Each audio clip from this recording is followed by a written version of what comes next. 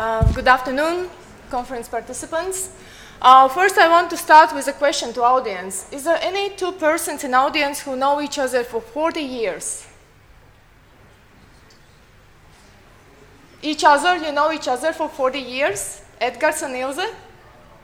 Two people here who know each other for 40. No? So you see, me and Andra, actually, we know each other for 40 years. We are not sisters. We are coming from the same city. We were in a school together.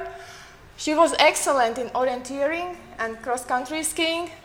I was enough good to do sports in a school team level in track and field, in basketball, sometimes in swimming.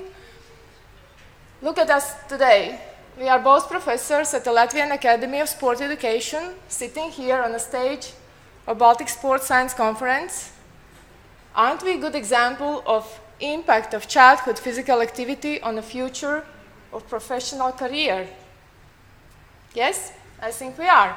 So that's my topic today, actually. I'm going to talk about impact of childhood physical activity on a person, on a child, in a term of multidisciplinary approach.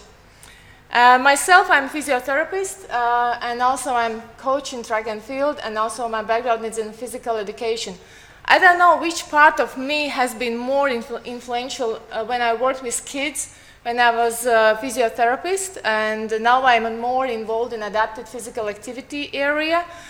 But I have seen my children in my professional life while leading Latvian Disabled Children and Youth Sport Federation, growing and moving through different stages in their professional development at a childhood up to Paralympic podest. And like Edgars KţAVINA today mentioned, one of my kids brought one of medals from Rio last year. And of course, like previous presenter mentioned, World Health Organization's recommendations about 60 minutes moderate and vigorous physical activities per day are basics and guidelines, guideline-based, while of course we know what happens if people are not getting enough active, and there are a lot of secondary health issues which might come up, which actually might make more complications than initial health problem if somebody has a disability from childhood, early childhood. We know that many children with disability doesn't reach those guidelines, especially children with intellectual disability, children with cerebral palsy almost reach only 50%, visual impaired children also exhibit less daily physical activity level. Children with hearing impairment could be most active group. Actually, this week, one of my students is following accelerometer measures on children with hearing impairment in one of schools for these kids in Riga. So we will see outcomes of these measurements by end of this week. But so what and how we measure childhood physical activity? Attendance is very important. We can create best program in physical activity, but if there is no attendance rate, program fails. For example, I bring one research from UK. UK is a country where today about 62% of adults, 16 plus, has overweight, and this trend is going up really very sharply. And they provided free access gyms for people with obesity and overweight a few years ago. What do you think? What was the attendance rate? Actually, about 85% of people didn't attend those activities. Why? Because of previous experience during school time. They were ridiculed, they were object of pointing out, like you are overweight, you cannot do this, you cannot run enough fast. So they had these psychological barriers through childhood up to the day when they grew up and they were offered free access gym activities. So they refused to go to gym, and attendance rate was low, and that's why study also failed. Participation is very important, of course, how actively we participate. And participation includes, of course, several factors which might affect this aspect. It can be objective aspect, which based on objective measurements, when we measure how program is contributing somebody's by participation, or it can be subjective as well. For example, if person feels comfortable while participating, if person has enough access to the participation environment. And colleague Robert Malina has put 10 questions, research questions related to growth, maturation, and relevance of physical activity during childhood.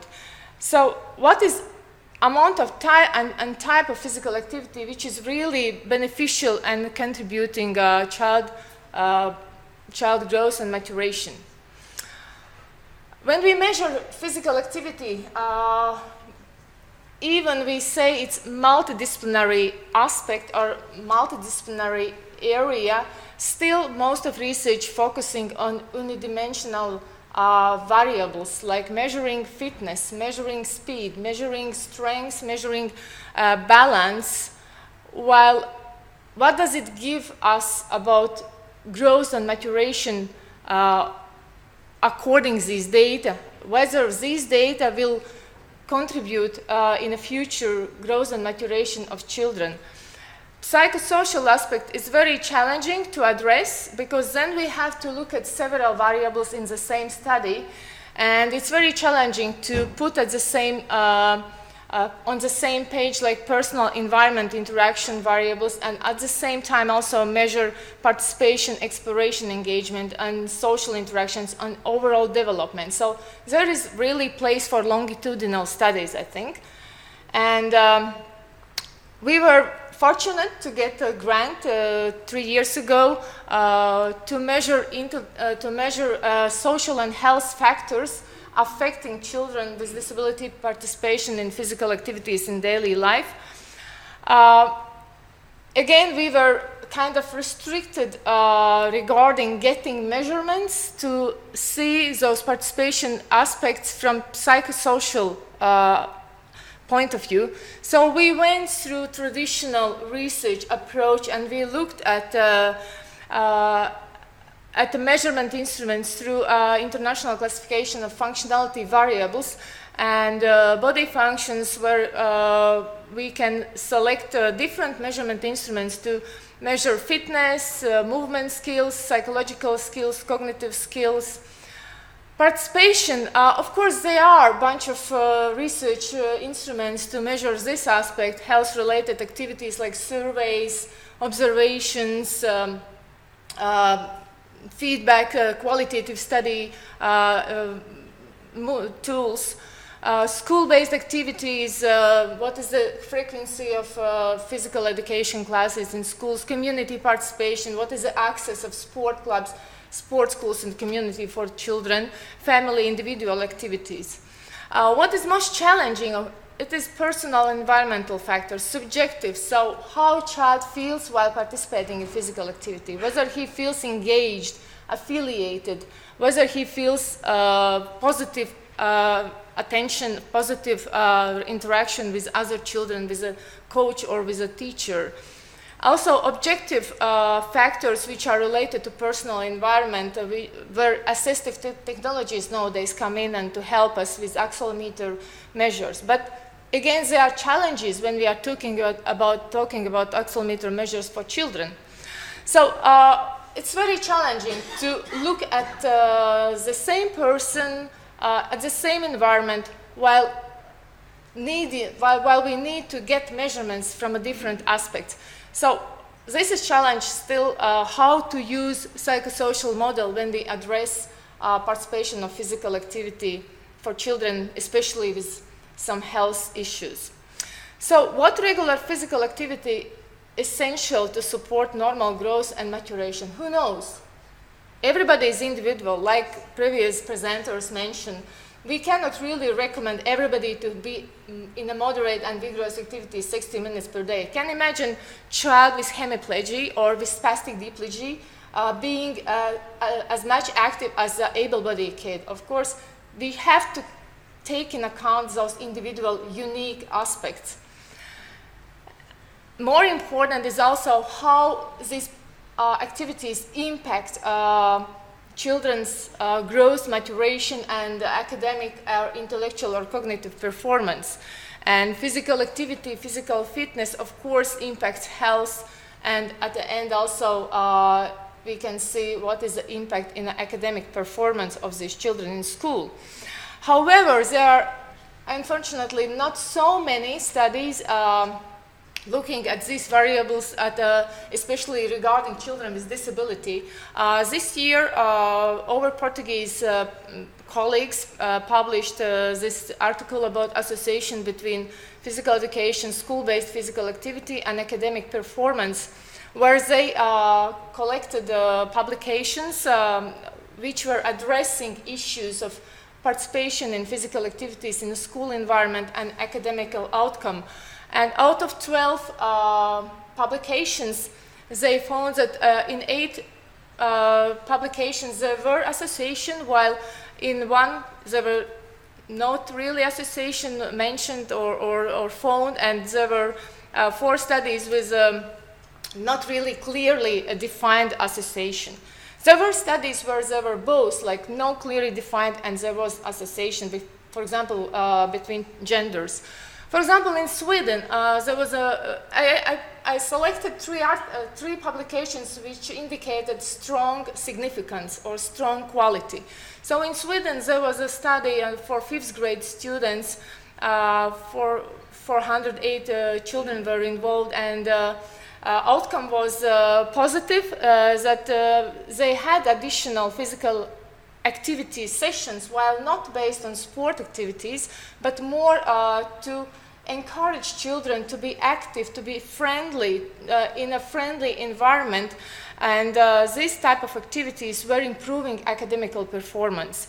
Another study from Canada, since I know that we have colleagues from Canada, 16 months randomized controlled trial study for 4th and 5th graders did not affect, results showed that there was no really clear effect of additional physical activity time, 10 to 15 minutes per day for these children on their academic performance.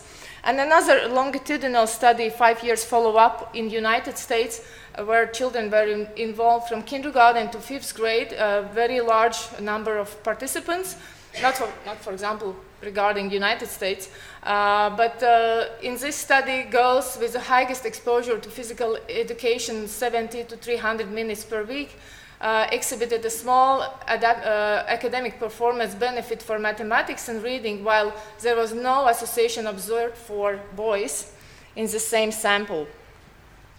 So what is the relationship between physical activity and academic performance?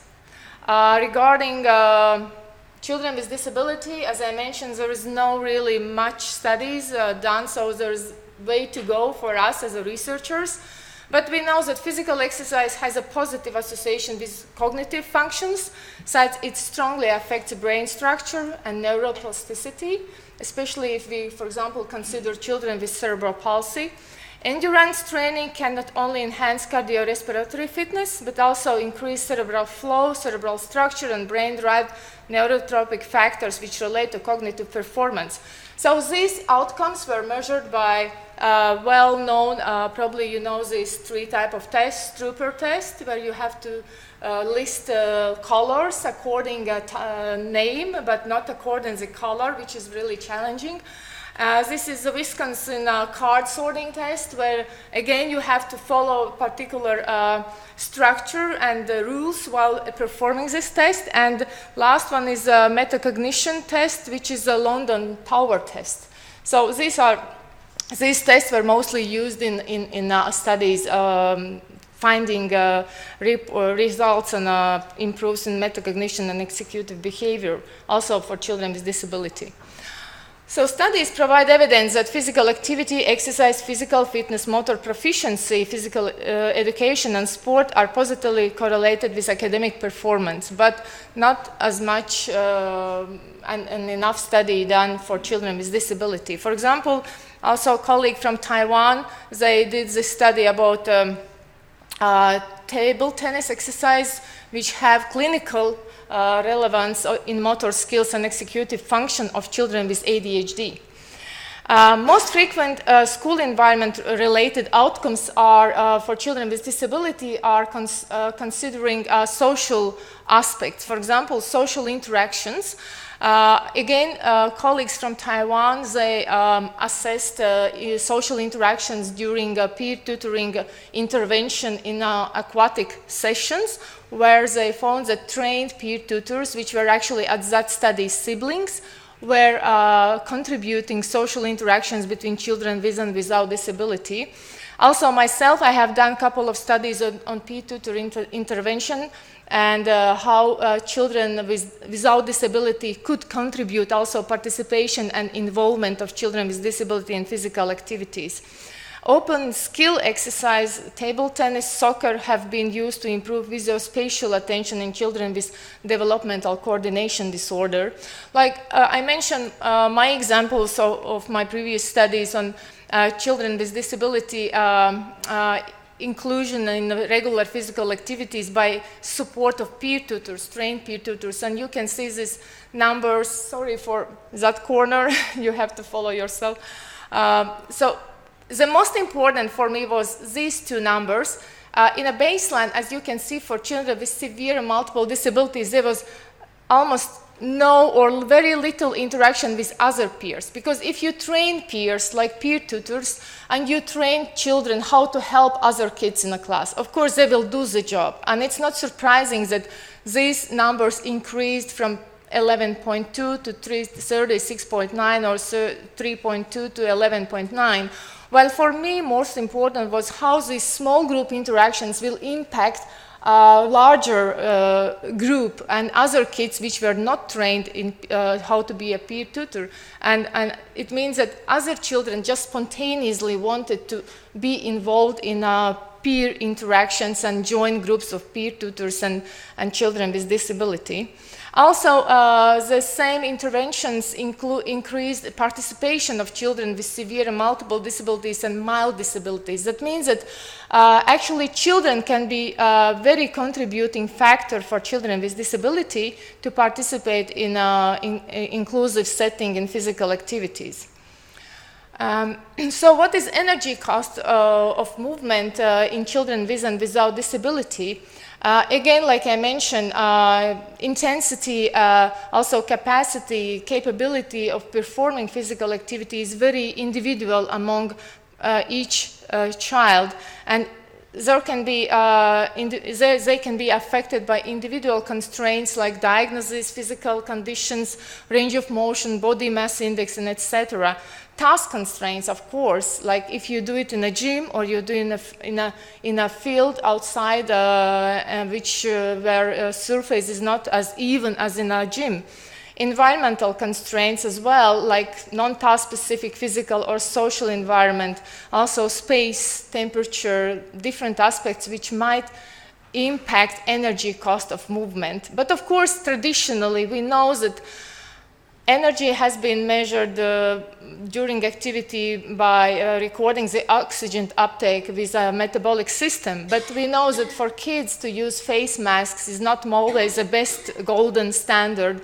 And in a research, physiological cost index has been used, which is created by McGregor in early 80s, where you see this formula, mean heart rate while walking minus mean heart rate at a rest, and divided by walking speed indicates physiological cost index. Of course, this is for walking, and like previous presenter said, walking is not for able-bodied kids, might be not the best activity for daily physical energy use, but for somebody who has limited physical skills or visual impairment, walking might be really effective.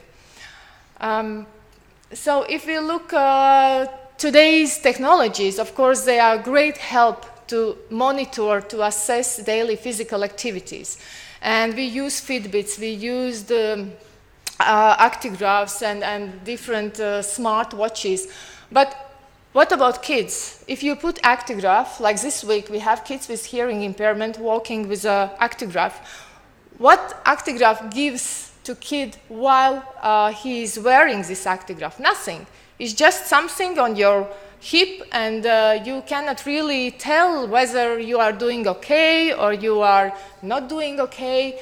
So comparing, for example, to Pokemon game, which was really recently very famous game in the smartphones, it motivated people to get out and catch those Pokemons, and they got in activity because of interactive game situation.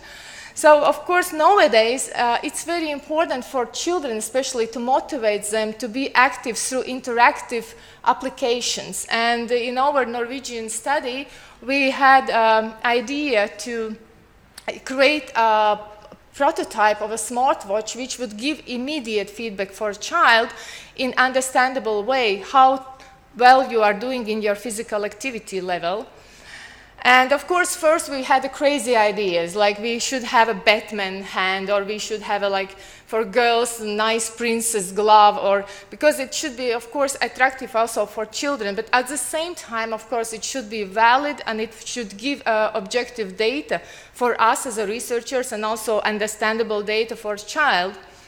And so our IT people from Latvian Institute of Electronic and Computer Science created a wireless sensor which was put on a child leg, upper leg and lower leg, and we were collecting data first really in a sophisticated way through online on a phone application, and sending information on the cloud, and then gathering that information in the computer and getting what? These dots. So what does it mean? We didn't know. So that first stage was really confusing. So then, last year in November, in our sport festival we organized for children with disability with more than 500 participants, we already succeeded to get an application on phone where you could enter child's name, action type, and set on and set off activity. And in our sport festival, children with disabilities wear these sensors, and researchers work behind those kids with their phones and were monitoring and collecting data. But even then, children were motivated to do activities because of these sensors on their legs. So what we got, of course, we use both. We use actigraph, and we use also wireless sensors on the legs. But we were comparing and still developing algorithm to determine level of physical activity similar to actigraph outcomes.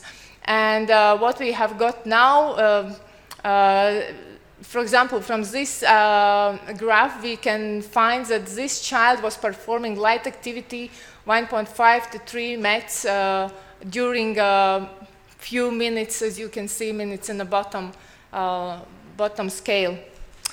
So today we have created final prototype which looks like this, and this is child who is wearing that. Child can enter by himself his name and his age, and so he can also start using it while walking, and this prototype gives out this type of graphs which shows approximately how well he is doing, and then also, of course, they need award, and then also children might see like 2 stars or 3 stars how well they are doing. This is not a final product yet, but this is something that children really need to be motivated, encouraged, and really be involved in a physical activity, and to be active because of interactive applications, because they can interact also with other children in this way, And of course, it's important for us as a researchers that this activity monitors gives us relevant data about real amount of physical activity children are doing per day. Thank you.